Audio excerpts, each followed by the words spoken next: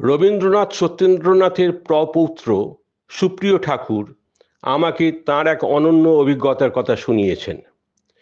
সুপ্রিয়র পিতা সুবীর ঠাকুর ছিলেন শ্রীনিকেতনে এলমহার্স্টের প্রথম দিকের ছাত্রদের একজন। প্রসঙ্গত উল্লেখযোগ্য, রবীন্দ্রনাথের মুখাগ্নি করেছিলেন সুবীর। রবীন্দ্রনাথের তিরোধানের পর গোটা কলকাতা এবং বিশেষ করে নিমতলা শ্মশান ঘাটে যে অবিশ্বাস্য ভিড় এবং বিশৃঙ্খলা হয়েছিল, তার ফলে শ্মশানে পৌঁছে রথীন্দ্রনাথ অসুস্থ হয়ে পড়েন। তখন জলপথে সুবীরকে নিয়ে যাওয়া হয় নিমতলা ঘাটে রবীন্দ্রনাথের শেষ কৃত্যের জন্য। পরবর্তীকালে সুপ্রিয় যখন ইংল্যান্ডে উচ্চতর শিক্ষার জন্য যান, তখন এলমহার্স্ট তার জন্য বৃত্তির বন্দোবস্ত করে দিয়েছিলেন।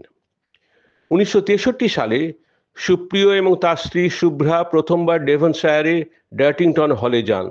তখন স্টেশনে তাদের নিতে এসেছিলেন এলমহার্স্ট স্বয়ং। এলমহার্স্ট সবসময় রবীন্দ্রনাথের প্রসঙ্গ উঠলে গুরুদেব বলে উল্লেখ করতেন।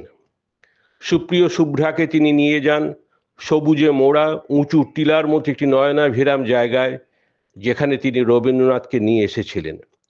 ডার্টিংটন হলের এই জায়গাটি থেকে চারিদিকের অসাধারণ প্রাকৃতিক দৃশ্য পরিলক্ষিত হয়। এলমহার্স্টের ইচ্ছে ছিল শ্রীনিকেতনের আদলে সেখানে এক শিক্ষা প্রতিষ্ঠান গড়ে তোলেন। এই ভাবনার পিছনে রবীন্দ্রনাথের তাগিদ এবং প্রেরণা ছিল সর্বাধিক। এলমহার্স্ট সেই প্রসঙ্গে রবীন্দ্রনাথের অভিমত জানতে চেয়ে জিজ্ঞাসা করেছিলেন, গুরুদেব, উইল দিস প্লেস ডু? বলাই বাহুল্য, রবীন্দ্রনাথ চারদিকে সবুজে ঢাকা প্রকৃতি দেখে মুগ্ধ হয়ে তার সম্মতি জানিয়েছিলেন।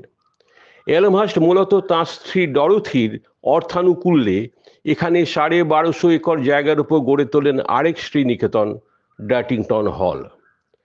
রবীন্দ্রনাথ চেয়েছিলেন শ্রীনিকেতনের মতন এখানেও শিক্ষাক্ষেত্র গড়ে উঠবে কলা, হস্তশিল্প, কৃষিকেন্দ্রকে ভিত্তি করে। শুধু তাই নয়, এই কেন্দ্র বিশ্ব মানবতার কথাও বলবে। এই ভাবনাকে আশ্রয় করেই ডার্টিংটন হলের জন্ম হয়। পরে 1988 সালে সুপ্রিয় এবং শুভ্রা আবার ডার্টিংটন হলে যান। তখন এলমহার্স্ট প্রয়াত।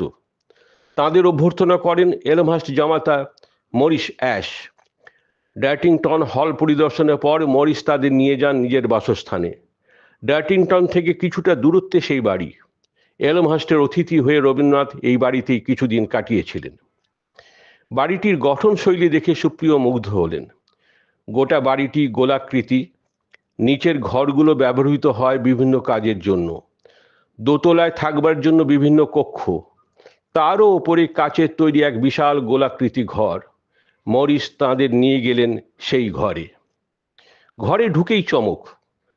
গোলাকৃতি গোটা মেঝে ধবধবে সাদা এক কার্পেটে এক প্রান্ত থেকে আরেক প্রান্ত মোড়া, কিন্তু সেই কার্পেটের মাঝ বরাবর একটা বড় কালো দাগ।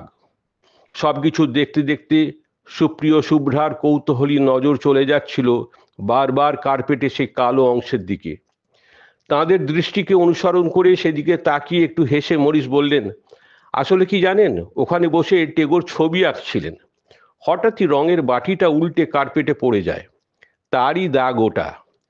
ঘটনাটা স্মরণীয় করে রাখার জন্য কিচ্ছুটি আর পরিবর্তন করিনি আমরা। কার্পেটটা রেখে দেওয়া হয়েছে যেমন ছিল তেমনই।